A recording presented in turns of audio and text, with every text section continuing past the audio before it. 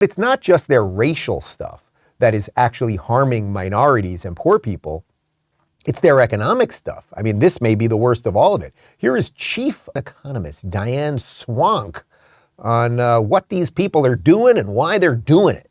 The worst mistake would be to allow a repeat of the 1960s and 70s, where we let inflation erode living standards and squeeze profit margins, last compound a vicious cycle that went on for years. That's worse than a recession. It's nothing is good. This is between a rock and a hard place, and there's no way to extract ourselves without there being some pain.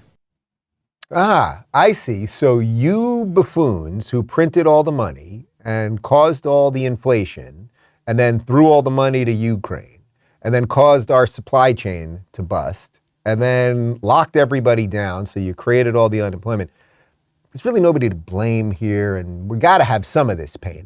This pain was inevitable. No, it was not, because again, when Orange Man was president, the economy was absolutely booming.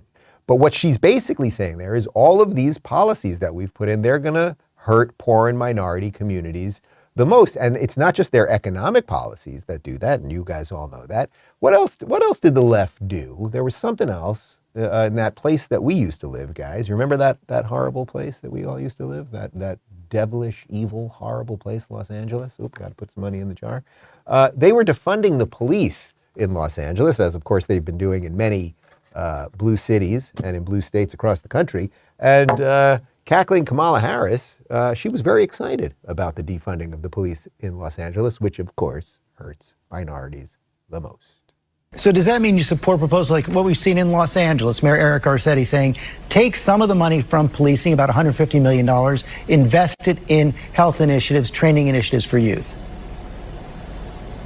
I support investing in communities so that they become more healthy and therefore more safe.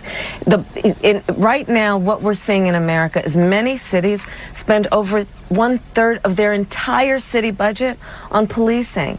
But meanwhile, we've been defunding public schools for years in America. We've got to re-examine what we're doing with American taxpayer dollars and ask the question, are we getting the right return on our investment? Are we actually creating healthy and safe communities?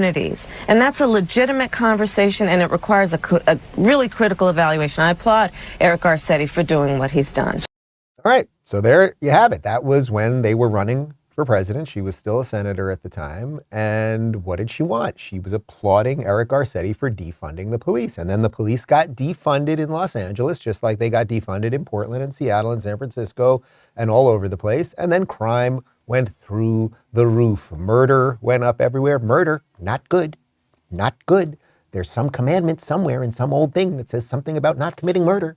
Murder went crazy. Crime, petty theft, all of the bad stuff went up. Rape, the whole thing, it all went up. 81%, by the way, this is a staggering number that we found from Quinnipiac polls, and they do an actual good job of polling.